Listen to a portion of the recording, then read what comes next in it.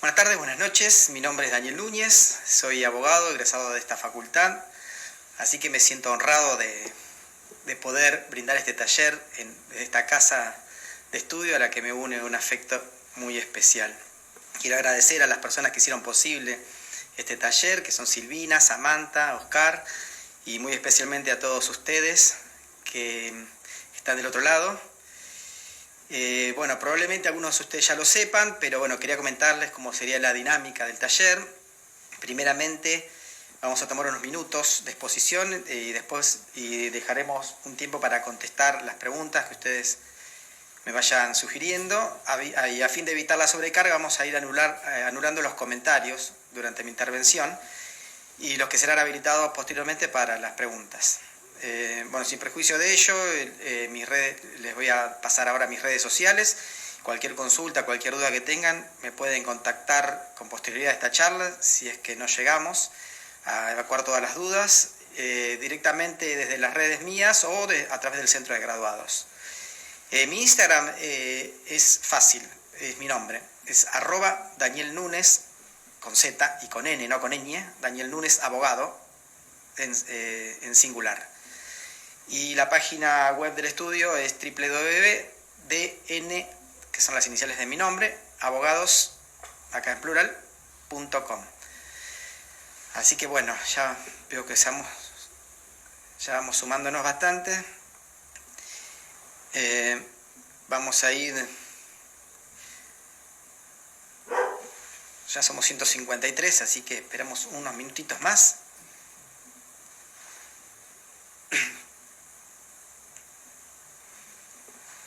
A ver si seguimos sumando gente.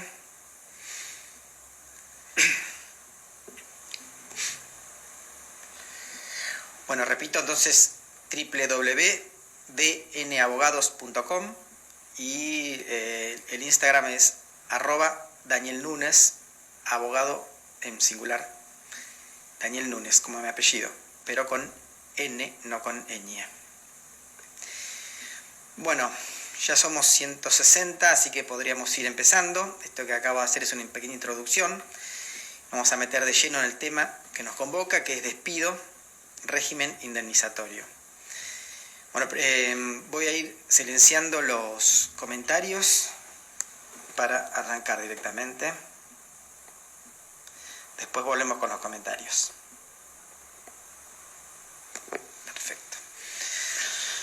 Primeramente vamos a hacer un breve repaso de la legislación de excepción que está vigente al día de hoy. Quizás algunos de ustedes ya han visto mi anterior taller, por lo que les parecerá reiterativa esta parte, pero probablemente otros no lo han visto, y además la legislación varió.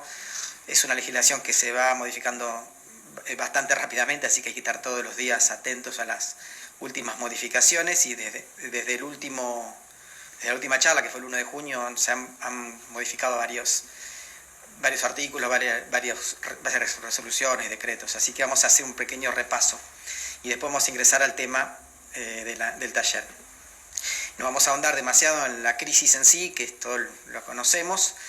Ya ha habido otros talleres sobre el tema y es una legislación harto conocida, así que vamos a hacer un pequeño repaso de la normativa que tiene incidencia en este taller. En cuanto a la legislación, en prieta síntesis tenemos el decreto 528 del año 2020, que es del 9 de junio, que amplió por 180 días la emergencia pública en materia ocupacional. Este plazo vence en principio el 7 de diciembre de 2020, y en ese caso se estableció la doble indemnización. Este decreto viene a ampliar el decreto del año 34, viene a prorrogar los términos del decreto 34 del año 19, que estableció la doble indemnización, que ya vamos a volver sobre el punto.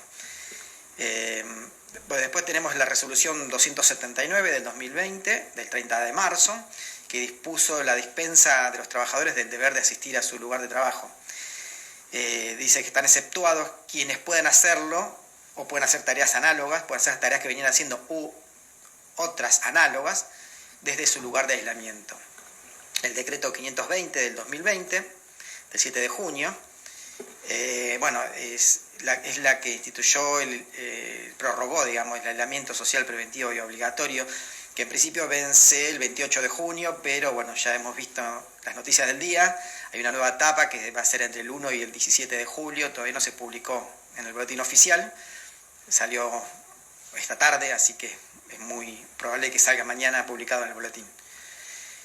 Tenemos el decreto 487 del 18 de mayo, que se prorrogó inclusive hasta el 29 de julio el DNU 329, que había establecido la prohibición de efectuar despidos y suspensiones sin justa causa o por las causales de falta o disminución de trabajo y fuerza mayor desde el 31 de marzo del 2020.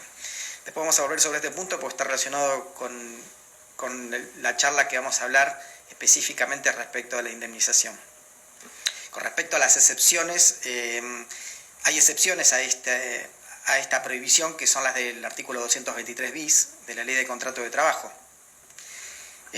¿Cuáles son estas excepciones? El 223 bis dice que puede haber suspensiones siempre que haya falta o disminución de trabajo no imputables al empleador o fuerza mayor debidamente comprobada, que en virtud de tales causales el trabajador no realice la prestación laboral a su cargo, que se pacte individual o colectivamente, que sea homologado, esto es muy importante, por el Ministerio de Trabajo, y obviamente que están excluidos de este 223 bis las personas que, que están afectadas por la resolución 207. Acuérdense que la 207 del Ministerio de Salud habla de las personas mayores o con patologías preexistentes. Esas personas no pueden estar incluidas dentro de estas excepciones. Ya vamos a ver cuáles son estas excepciones. En qué consiste exactamente la excepción más allá de la dispensa de trabajar, ¿no? Bueno, el trabajador percibirá por el 223 bis en lugar de un salario una prestación no remunerativa y el empleador solo tributará las contribuciones a la seguridad social y sindicales. Esta prestación no remunerativa se está pactando por el 75% del salario. Las personas que están excluidas por la resolución 207 deben y tienen derecho a percibir el 100% del salario. Es muy importante este dato. Bueno, con respecto a los acuerdos, hay un acuerdo marco del 27 de abril entre la CGT y la UIA, el acuerdo marco convenio 4 del año 20, que tiende a dar certidumbre a este artículo, al 223 bis, establece un mecanismo pactado de suspensiones masivas contra el pago de una suma del 75%, como veníamos diciendo. El mismo fue homologado por resolución 397 del Ministerio de Trabajo y prorrogado por resolución 475, en principio hasta el 7 de agosto. Vamos a ver cómo sigue la legislación, pero tendremos que estar atentos, probablemente este plazo se extienda. Bueno, a partir de este convenio marco, distintos sindicatos fueron pactando sus distintos acuerdos. Entre ellos, por ejemplo, la Federación Argentina de Empleados de Comercio y Servicio, el 5 de mayo, firmó un acuerdo también con la CAME, la CAC y la UDECA, que fue también homologado por el Ministerio de Trabajo mediante resolución 515 del año 2020. Después tenemos la resolución 297 del Ministerio de Trabajo del 2 de febrero de este año, que amplía de forma automática las disposiciones del 207 que veníamos hablando, de las personas mayores o que tienen que están las trabajadoras embarazadas, los mayores de 60 años, los que están en grupo de riesgo. Esas fueron ampliadas, prorrogadas en forma automática mientras dure el aislamiento preventivo, o sea, ya no va a haber otra resolución que prorrogue, porque esto va a seguir directamente, automáticamente, mientras dure la excepción. Entonces, después tenemos, básicamente estas son las resoluciones y los decretos que nos afectan a este caso, a este taller. Ahora pasamos directamente al régimen indemnizatorio. Y respecto a esto digo, hay distintos regímenes. Está el general, de la construcción, de empleados públicos, empleadas domésticas. Pero en este taller vamos a referir solo al régimen indemnizatorio general. Y dentro del general vamos a tomar un caso hipotético de un despido de un trabajador que esté registrado parcialmente, según el convenio 130 del 75, que es de empleados de comercio. Hay infinidad de variables, infinidad de posibilidades, pero bueno, vamos a tomar y tomamos el de comercio porque es el sindicato que tiene mayor cantidad de afiliados, es el que tiene mayor incidencia en todo el territorio de la República, por eso tomamos como un caso testigo, pero obviamente se va, digamos, cada convenio tiene su particularidad, así que habría que adaptarlo. Acá lo importante es tener en cuenta cómo es un régimen indemnizatorio, cuál es la legislación de la Ley de Contrato de Trabajo, por ejemplo, o de la Ley Nacional del Empleo, o de cualquier legislación que afecte a una indemnización por despido. Y bueno, en el caso hipotético vamos a tomar un empleado de comercio, como dijimos, con una antigüedad de 9 años, 11 meses, es importante que tiene menos de 10 años, y se produce un despido indirecto por denuncia del trabajador.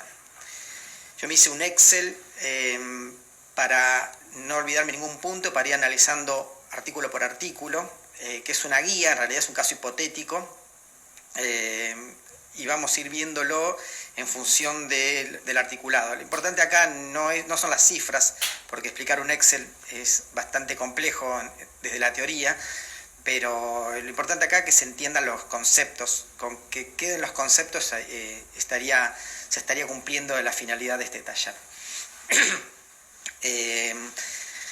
Bueno, estabilidad en el empleo. Hay la protección contra el despido arbitrario, estabilidad en el empleo. Es el derecho del trabajador a mantener la relación de trabajo por todo el tiempo convenido, ya sea a plazo o por tiempo indeterminado. La estabilidad puede ser propia o impropia, y la propia puede ser absoluta o relativa.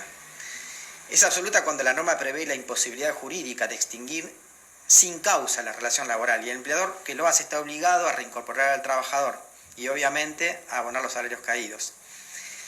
En la actualidad podríamos decir que en la Argentina tenemos una estabilidad propia absoluta, porque está prohibido por el decreto 487, que está prorrogando la vigencia del 329, está prohibido los despidos. De hecho hay varios fallos que inclusive había aplicado este decreto aún en contra de la legislación de fondo. Estamos hablando de casos que se han dado en distintos lugares, tanto en capital como en el interior. En La Plata hay un fallo también, que son medidas cautelares. El artículo 92 bis habla de los 3 primeros meses, que se considera que no hay digamos, los 3 primeros meses pueden ser extinguida la relación laboral por cualquiera de las partes. El artículo del artículo 92 bis dice que puede ser extinguida. El decreto 329 del 2020 dice que están prohibidos los despidos, pero acá no habría un despido. Bueno, eso más o menos es lo que fue analizando. De hecho hay un fallo de la semana pasada de la Sala 10 que expresamente habla de este punto. Dice que no hay despidos, y revocó una medida cautelar dispuesta por un juzgado de primera instancia en Capital Federal, explicando que fue demasiado pronto una medida autosatisfactiva, que no dio posibilidad de debate, y revocó una cautelar autosatisfactiva que había ordenado la reincorporación de un empleado. Bueno, pero nos estamos yendo un poco de tema, quería hacer una digresión nada más. Continuamos con el tema de la absoluta y relativa. Bueno, la relativa es cuando la norma prevé que si el empleador se resiste a reincorporar al trabajador, el juez podrá fijar una indemnización agravada.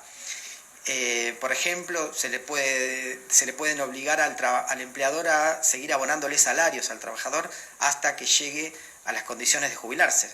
Ese es el régimen bancario que tenía el régimen bancario antes de la derogación dispuesta por el decreto ley 22425 del año 81.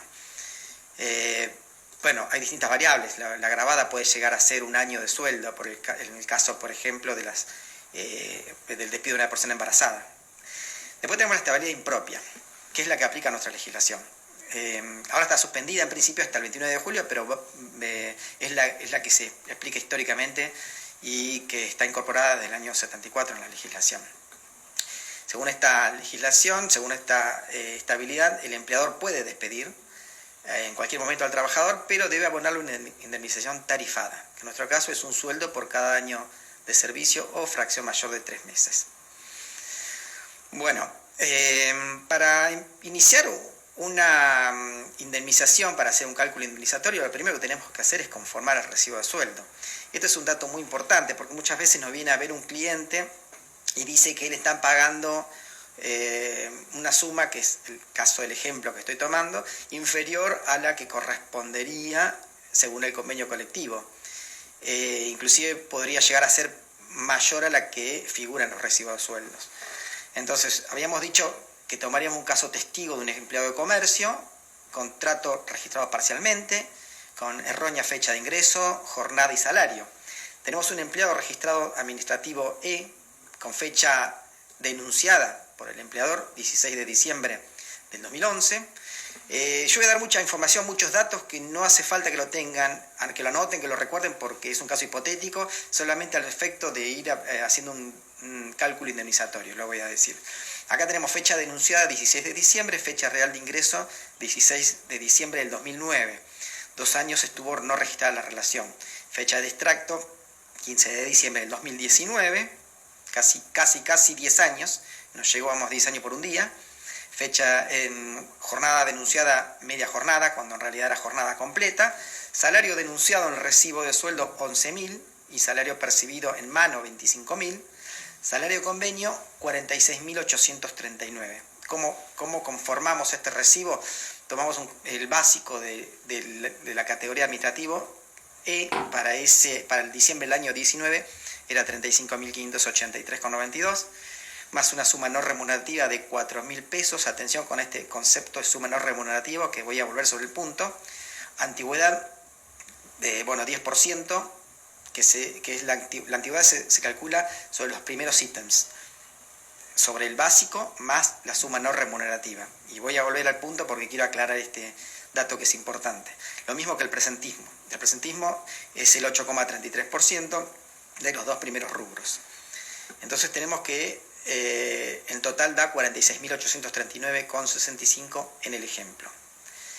Y ahora ya tenemos el recibo y vamos a la liquidación. Artículo 245. Este ítem no tiene demasiadas interpretaciones, salvo que debemos tener en cuenta la base de cálculo, como habíamos dicho. El artículo 245 dice devengadas. Dice el trabajador, y acá estamos hablando de la estabilidad impropia, de acá surge de este artículo, cuando hablábamos de la estabilidad impropia, de nuestra legislación nos referíamos específicamente a este artículo. Dice, en los casos dispuestos por el empleador, sin justa causa, habiendo no mediado preaviso, deberá una indemnización equivalente a un sueldo por cada año o fracción mayor de 3 meses, tomando como base la mejor remuneración mensual normal y habitual devengada durante el último año o el tiempo menor, ¿no? Si fue menos de un año en la antigüedad. Ahora, es importante la palabra devengada, y ya vamos a tener oportunidad de analizarla más adelante. ¿Por qué? Porque antes este artículo antes decía percibida, pero se daba un caso, en el caso de este ejemplo, por ejemplo, que este trabajador cobraba 25.000 pesos, y si lo hacemos sobre esa base de 25.000 pesos, estaríamos premiando al incumplidor y afectando al trabajador, que la base debería ser sobre 46.000, como habíamos dicho. Entonces, 46.839. Pero para que pase esto, y acá volvemos sobre las sumas no remunerativas, tengamos en cuenta que las sumas no remunerativas en principio no se contabilizan, pero hay un fallo, Pérez con Disco del año 2009, hay varios, González con Polimat del 2010, y varios otros de la Corte Suprema, que aplicando el artículo 1 del convenio 95 de la OIT dice que es la remuneración. Remuneración es todo lo que percibe el trabajador, más allá del nombre que le pongan las partes, en contraprestación de su trabajo, ¿no? En el caso Pérez con Disco, la Corte analizó muy bien el instituto, y por eso yo lo quiero traer a colación. Nosotros no nos tenemos que olvidar, en base a este precedente, plantear la inconstitucionalidad en cada demanda que presentemos, porque hay muchos convenios colectivos que acogen esta figura de la suma no remunerativa muchas veces para cerrar alguna negociación salarial que no afecte en lo inmediato al trabajador, pero ya vemos que sí lo afecta en lo inmediato ¿Por qué? Porque en el caso de un despido, en el caso del aguinaldo, el SAC, en el caso de las vacaciones, esas sumas por ahí no se toman en cuenta. Más allá de que el convenio está conformado es un acuerdo tripartito que está homologado por el Ministerio, aún así se podría plantear la inconstitucionalidad y tendríamos que tomar este monto para ampliar la base indemnizatoria. Hay un tema con respecto al tope que marca el 245. No nos olvidemos que el artículo 245 dice que no puede ser mayor, la base no puede ser mayor a 3 salarios, la base salarial, digamos, que se va a tomar no puede ser mayor a 3 salarios promedio. Este caso fue analizado por la Corte en el año 2004 por el fallo Bisotti, donde dice que la base salarial para el cálculo no puede ser reducida en más de un tercio. En diciembre del 2019 el salario promedio de empleados de comercio eran 36.352 y el tope eran 109.000. Por eso digo que en este caso no aplica, pero tengámoslo en cuenta por si nos toca un caso, por ejemplo, un empleado que cobra 300.000 pesos por mes. Aplicando Bisotti se aplicaría el 66% de esa base. Entonces, en el ejemplo teníamos por 10 años 468.000. 395,30 porque son 10 salarios. Porque tiene más de 9 años y 3 meses, es decir, se multiplica por 10. Después tenemos el SAC proporcional por los 168 días trabajados. Un dato a tener en cuenta: en Cava, en la Justicia Nacional, no suma el aguinaldo, el SAC, para el cálculo indemnizatorio. La Cámara Laboral entendió que no constituye una remuneración mensual normal y habitual, por eso no aplica, pero en la Suprema Corte en la provincia de Buenos Aires dice que sí, opina lo contrario, opina que es un salario diferido, por lo que en provincia de Buenos Aires se toma en cuenta para la base indemnizatoria. Entonces, en este caso, a los 46.000, si estuviéramos en un caso en provincia de Buenos Aires, tendríamos que agregarle el 8,33% para hacer la base indemnizatoria.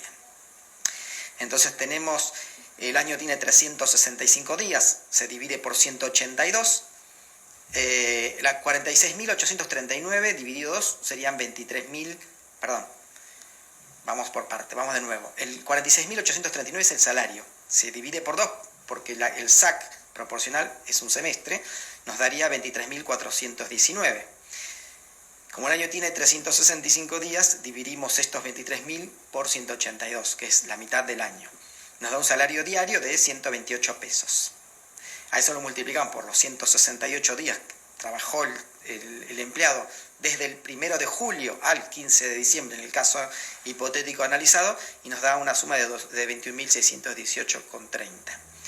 Olvídense de las cifras, porque es imposible acordarse, pero acuérdense de los conceptos.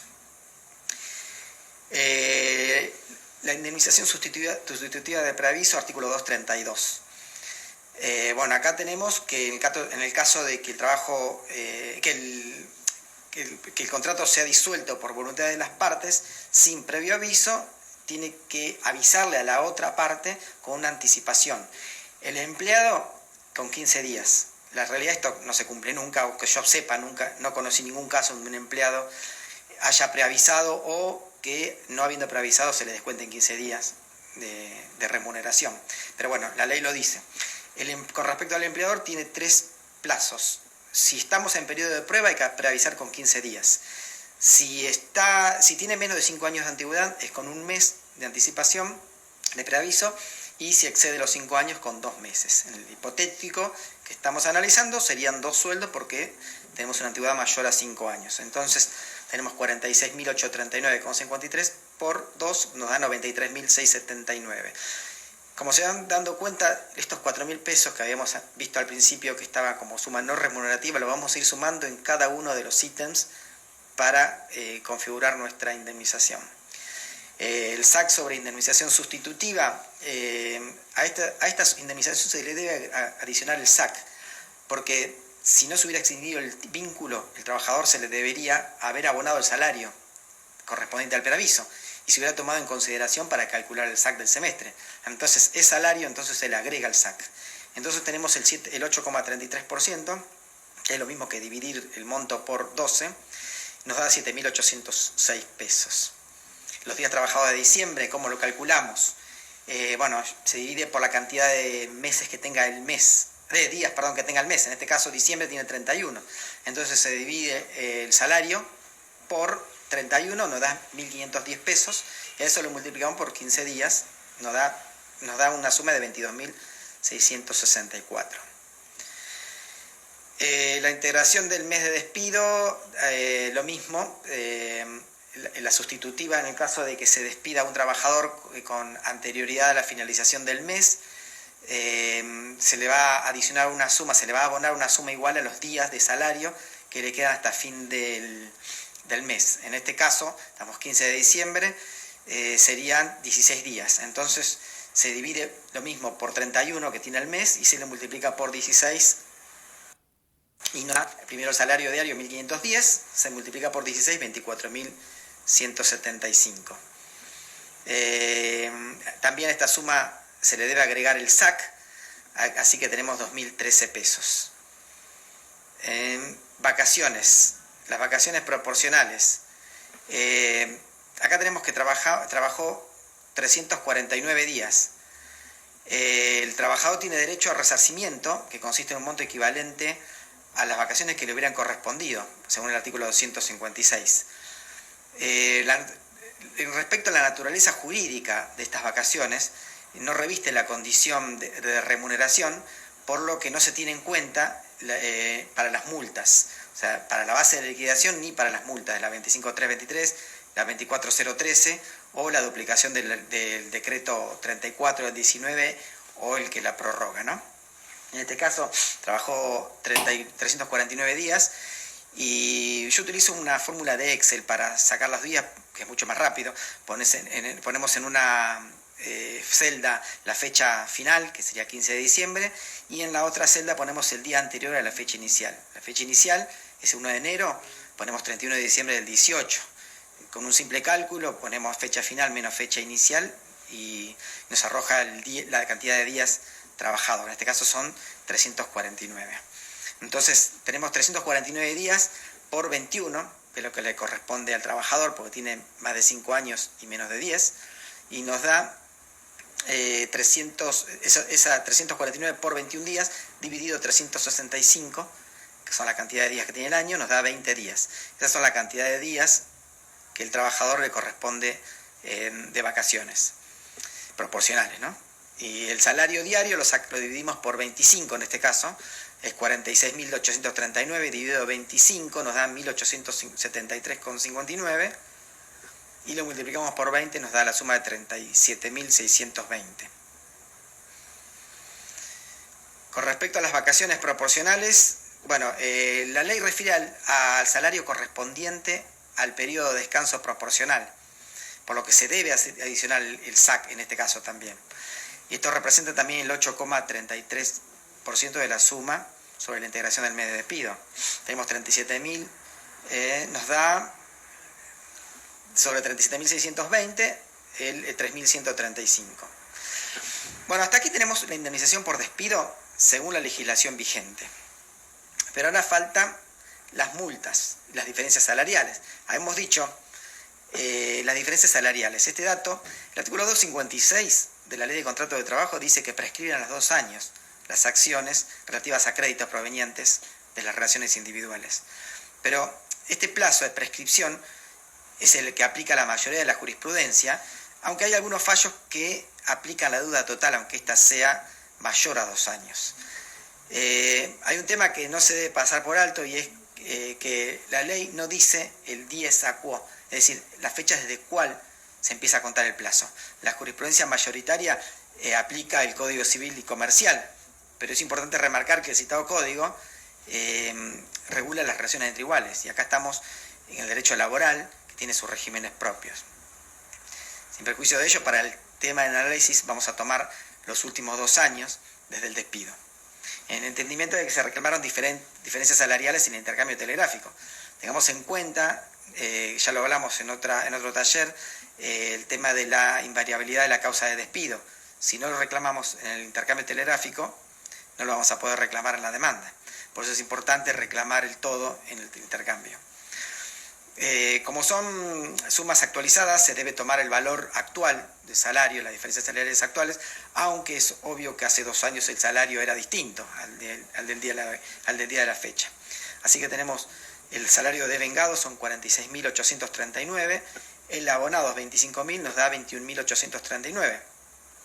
Lo multiplicamos por 24 y le sumamos los SACs, los 4 SACs de los últimos 2 años, y nos da un total de 589.670.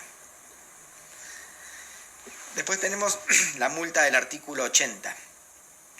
El artículo 80, y acá me quiero detener un minuto, porque el artículo 80 dice que cuando se extingue la relación laboral, el empleador tiene que entregar al trabajador un certificado.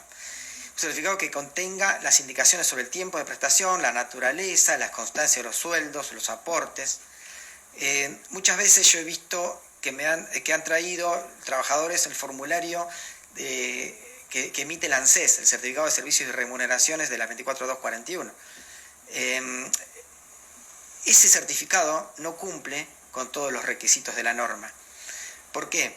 Porque dice este sirve para gestionar un reconocimiento de servicios. Pero el artículo 80 pide más.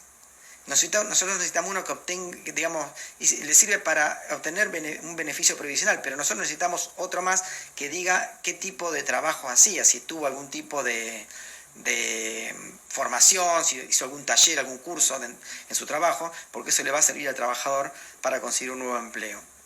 Todas las salas de la Cámara Laboral han emitido un fallo en relación a este punto. Está publicado, yo escribí un artículo en su momento en La Ley sobre este tema, y está publicado. Si el empleador no entrega el certificado como corresponde, es decir, si entrega solo el certificado del ANSES, en principio esta multa es viable. Por eso es importante tenerla en cuenta. Y otra cosa es el tema de la intimación previa. La intimación se debe realizar transcurrido los 30 días, no antes. Muchas veces uno recibe un reclamo porque hizo el reclamo con la carta de despido, el telegrama de despido, y ya lo está intimando al empleador. No alcanza eso, esperar 30 días y a partir de ahí hacer una nueva intimación, esta vez por un plazo que no sea menor a los 2 días hábiles. Si el empleador no cumple, ahí sí entraría a tallar esta multa, que serían 3 salarios. Que como estamos hablando, 46.839 por 3 serían 140.518. Artículo 2 de la ley 25.323. Este artículo dice que cuando el empleador fehacientemente intimado no abone las indemnizaciones al trabajador y lo obligue a iniciar cualquier acción, ya sea extrajudicial, estamos hablando del SECLO en Capital Federal, o judicial, una demanda, le debe al trabajador un 50% más como multa de los artículos 232, 233 y 245, o la que en el futuro la reemplacen. Tanto el 232 como el 233, que estamos hablando de la integración del mes de despido, se le debe adicionar el SAC a estos artículos, no así al 245. Artículo 9 de la 24013. En este caso también entraría a tallar este artículo porque dice que el empleador que consignara en la documentación una fecha de ingreso posterior a la real, en este caso eran 24 meses, la fecha denunciada de diciembre del 11 y en realidad ingresó en diciembre del 2009, entonces en este caso le debería abonar una indemnización equivalente a un cuarto de las remuneraciones del periodo de la fecha, digamos, no declarada. Entonces de diciembre del 2009 al diciembre del 2011 son 24 meses, se multiplican el 46.839 por 24 y se le agregan los 4 SACs. En total me da 1.264.000, que el 25% son 316.000 pesos. Después tenemos el artículo 10, de la 24013, que también estaría en este ejemplo, dice que el empleador que consignar una remuneración menor a la real deberá abonar al trabajador un cuarto de las remuneraciones devengadas, y acá ya habíamos hablado de la palabra devengar, de las devengadas y no registradas. Las devengadas son las que le corresponden por ley, y la registrada es la que dice el registro, digamos el registro que tiene el empleador. En este caso analizamos, recordemos que el empleador había declarado un salario de 11.000 pesos desde 2011. Y la devengada era 46.839. El cálculo acá lo hacemos del 2011 en el ejemplo y no del 2009, porque del 2009 al 2011 ya aplicamos la multa anterior que habíamos hablado, y no se puede multar dos veces por el mismo hecho. Así que para calcular tenemos que tomar el 25% de las sumas de las remuneraciones desde diciembre del 2011, que es la fecha de ingreso denunciada, hasta diciembre del 19, que es la fecha del distracto. Entonces tenemos 46.839, que es el salario mensual, por 97, que son los meses mal registrados, y a eso le sumamos 16 SACs, que son los SACs durante los 8 años que estuvieron mal registrados. Estamos hablando de 3.763.163, y el 25% son 940.790,88, que es el monto de esta multa. Después, el artículo 15 de la 24013. Esta norma dice que si un empleador despide a un trabajador dentro de los 2 años de que el trabajador intima para regularizar una situación laboral, se le debe abonar una multa a favor del trabajador. Previamente, recordemos, se tiene que haber hecho la intimación del artículo 11. Bueno, ya creo que ya lo hablamos a ese tema en otro taller, pero bueno, básicamente hay que detallar al empleador en el telegrama cuáles son la fecha, el trabajo realizado, el horario, el salario, y notificarle a la AFIP dentro de las 24 horas. No más allá de las 24 horas hay que notificarle a la AFIP. O sea, hay 2 cargas para el trabajador para que pueda cobrarse esta multa. Entonces tenemos que la multa, ¿cómo se calcula? Es el doble de las indemnizaciones que le corresponderían por despido. Entonces tenemos el 245, el 232 y su SAC, el 233 y su SAC. Eso se hace una doble indemnización sobre ese punto.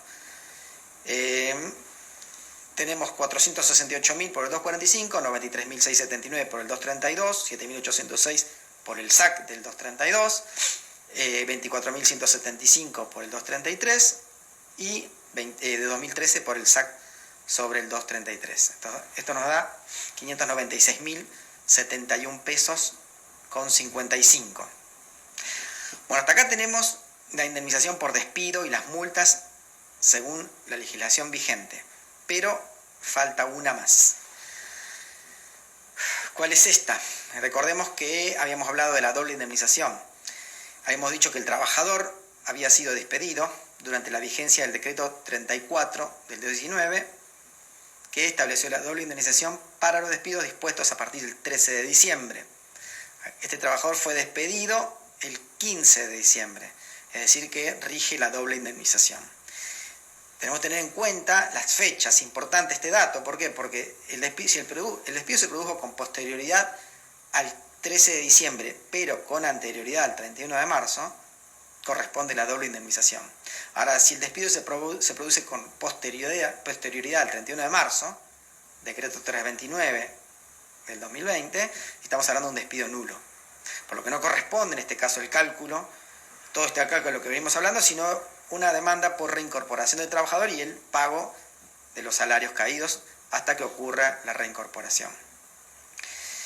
¿Sobre qué suma se aplica la doble? Este es otro tema que también trajo debate. El artículo 3 del decreto 34 del año 19, que es el que fue prorrogado ahora, pero estamos hablando de un despido que aplica esa normativa, dice todos los rubros indemnizatorios originados con motivo de la extinción incausada del contrato de trabajo.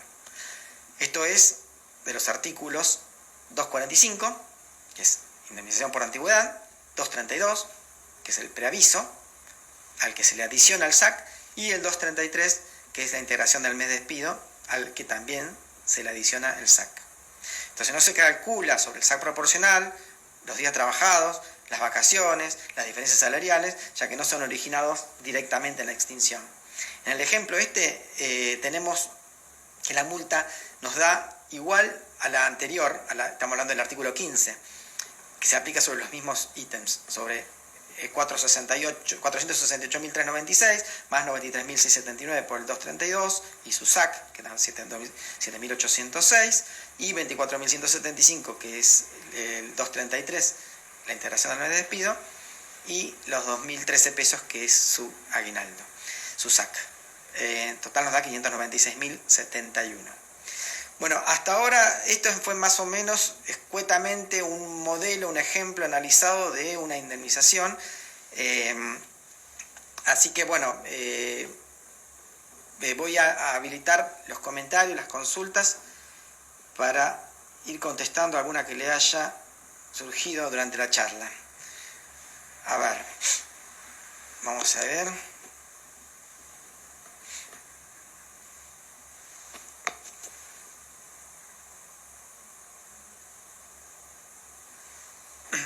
Aquí veo que personas que no han querido entrar, una solicitud de estar en tu charla.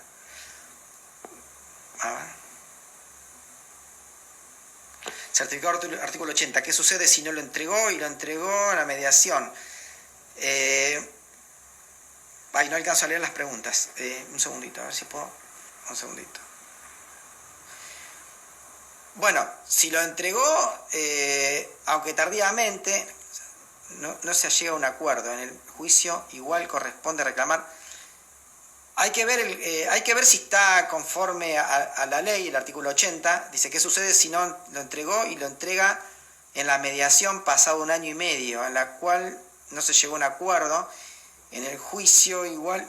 acá el empleador tiene que pagar la multa si no lo entregó, si no fue recepcionado en la mediación. ¿Por qué? Porque el empleador tiene la opción de consignarlo. Si no lo consignó y no lo entregó, correspondería la multa. Puede subir la plantilla. Bueno, después de que termine la charla voy a ver si lo subo. Igual esta charla va a estar grabada y lo van a poder consultar. ¿Cómo juegan los aportes no realizados? Eso es...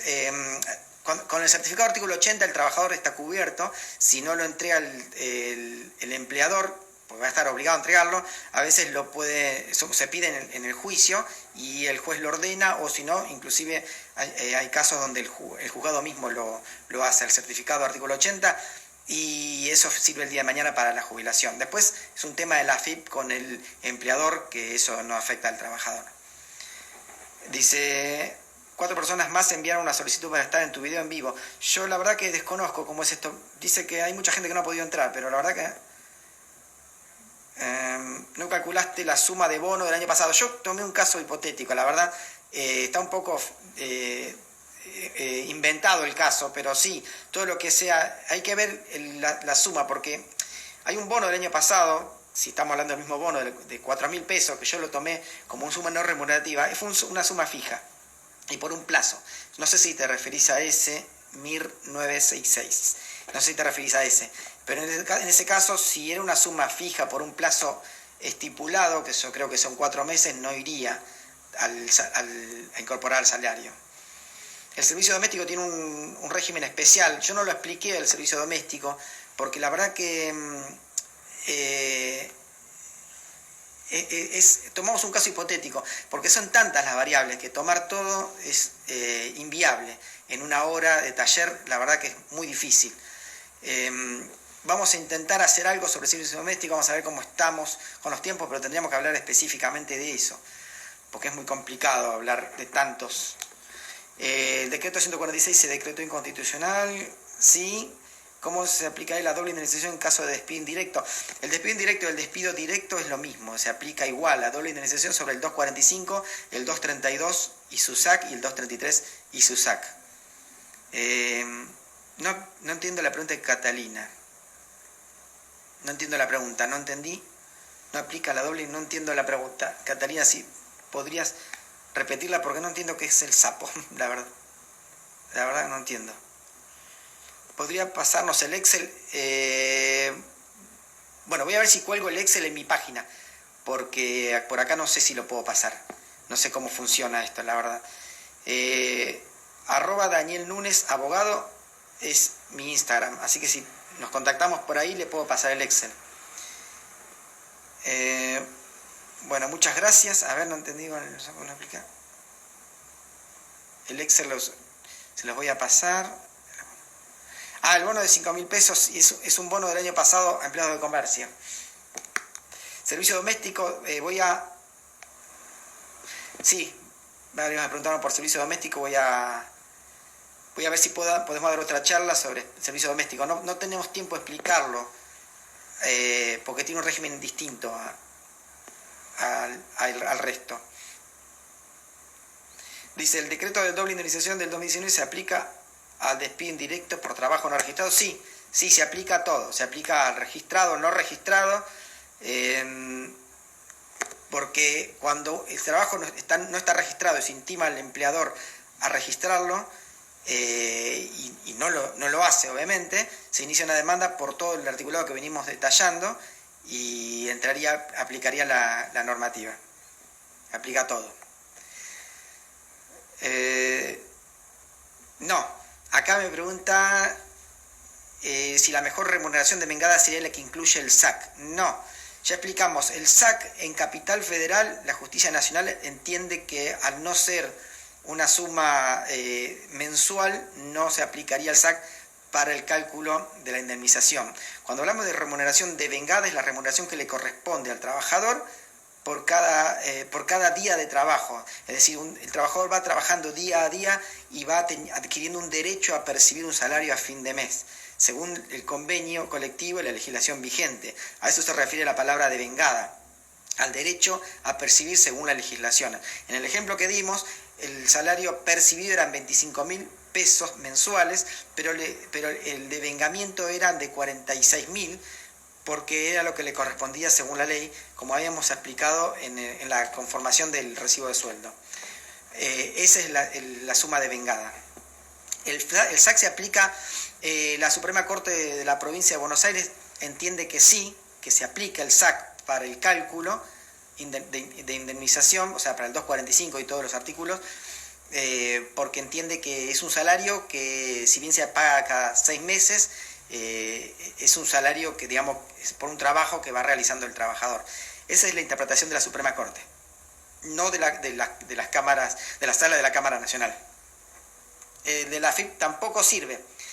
Me pregunta Macaya Andrea si el certificado de artículo 80, me imagino que está hablando del certificado de artículo 80, no alcanza, porque no tienen específicamente un ítem que diga qué formación tuvo el empleado, si tuvo algún curso. Generalmente en empresas se dan cursos de actualización o se hacen otro tipo de formación. El artículo, tanto el de la ANSES como el de la AFIP no tienen ese ítem y no lo agregan los empleadores. Tendría que hacer un formulario aparte con el membrete de la empresa donde les explique la formación que adquirió. A ver, ¿qué más tenemos? Sobre qué concepto aplica el cálculo doble indemnización. ¿Puede especificar? Bueno, mira, repetimos esto. Voy a leer el artículo del artículo 34, el decreto 34, que estableció sobre qué se aplica. El artículo 3 dice, comprende todos los rubros indemnizatorios originados con motivo de la extinción incausada del contrato. ¿Cuáles son los rubros indemnizatorios? Básicamente 3.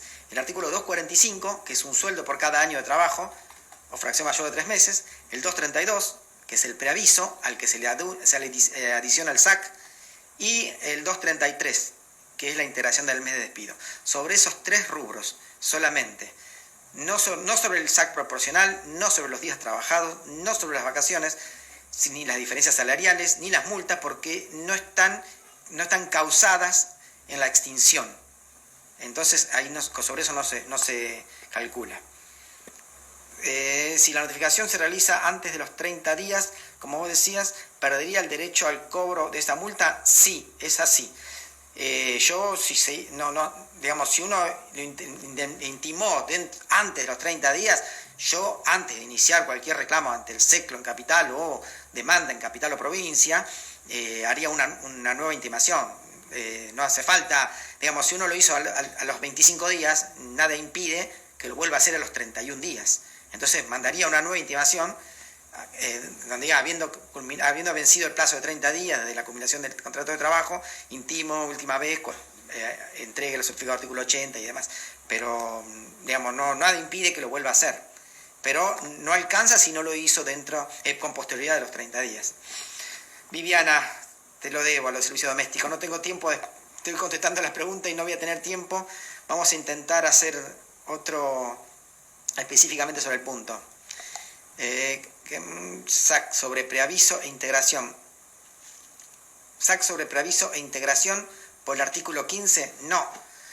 Ya dijimos, el artículo 15 es sobre el 245, el 232 y el 233.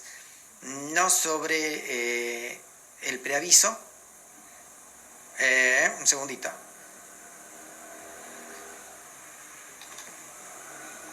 A ver, ¿qué me pregunta? Un segundo que no entiendo la pregunta. Perdón, sí, Perdón, Pablo, te contesto a vos. Sobre preaviso e integración se duplica. Sí, ya dijimos 245, 232 y 233.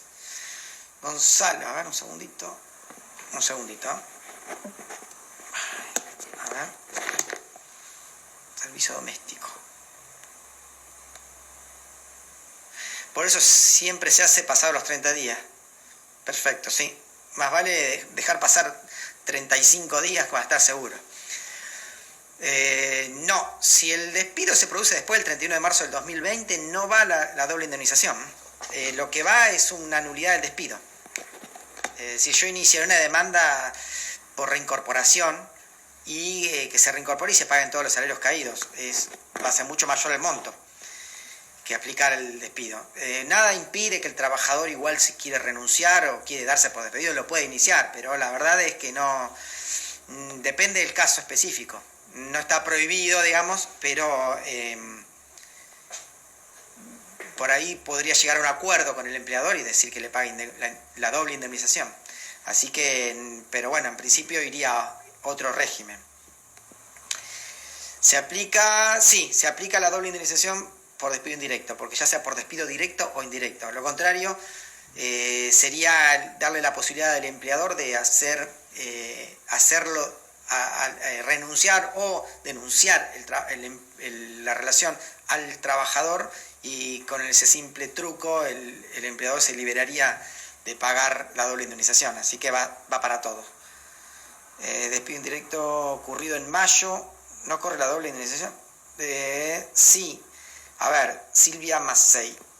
El despido indirecto ocurrido en mayo correría la doble, pero yo no, digamos, correría la doble en principio, sí, pero si ya fue un despido indirecto, no hay vuelta atrás.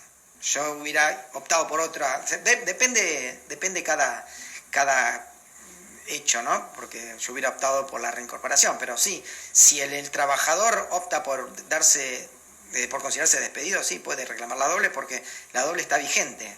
No es que la prohibición de despedir anula la doble indemnización, pero siempre es mejor la reincorporación, la nulidad del despido, es decir. ¿En qué domicilio de la AFIP se notifica? Hoy la AFIP está cerrada, así que el tema es complicado, pero hay una opción. Se tendría que entrar a la página de la AFIP con clave fiscal, y yo lo que haría, es lo que hemos hecho nosotros, para poder cumplir con el artículo 11, se ingresa a la AFIP con clave fiscal y se hace una denuncia como un trámite, y con copia se escanea en PDF y se sube el telegrama que se le envió al empleador. La única forma, digamos, de cumplir con el artículo 11, hoy que están cerradas las oficinas de la AFIP. El sitio, a ver, mis redes sociales, el mail, página web es www.dnabogados.com. D de Daniel, N de Núñez, abogados.com, en plural. Ahora, mi Instagram es mi nombre, Daniel Núñez, no con ñ, sino con N y con Z, abogado en singular. Daniel Núñez, abogado. A ver qué más tenemos. ¿Qué pasa con la provisión de despido en empleada doméstica? Lo mismo, ningún trabajador puede ser despedido, así que es nulo el despido de la trabajadora doméstica. Tiene derecho a cobrar todos los salarios la trabajadora doméstica. Después del telegrama de la AFIP la mandamos a Balcarce. No, ya lo dije recién, se hace a través de la página, porque la verdad que hoy están cerradas las oficinas y la única forma es hacerlo a través de la página con la clave fiscal. ¿Cómo diferencia salarial? Sí, a ver, no entendí esa pregunta. A ver, MIR 966, no entendí la pregunta, está cortada. ¿Cómo se diferencia la salarial? Sí, no alcanzo a ver, está cortada. Bueno, a ver qué más tenemos. Disculpe, doctor, la doble indemnización sobre qué base se hacía. Sobre el 245, el 232 y el SAC del 232 y el 233 y el SAC. Sí, hay muchas consultas sobre doméstica. Vamos a ver si podemos dar otra charla. Entonces, el despido después del 31 de marzo corresponde a demanda por reincorporación más salarios caídos. Sí, pero como ya dije anteriormente, nadie impide a que uno se pueda, igual cortar el vínculo. Nadie lo prohíbe, es una decisión del empleado, y reclamar a la doble indemnización. Taller de servicio doméstico. Bueno, a ver, ¿qué más? Bueno, yo creo que ya estamos. Hay muchísimas preguntas, ya está, se está cortando. A ver, un segundito. Se está cortando, pues ya no quedan 28 segundos. De Daniel Núñez, abogado. Estoy poniendo mi Instagram, por si quieren contactarme.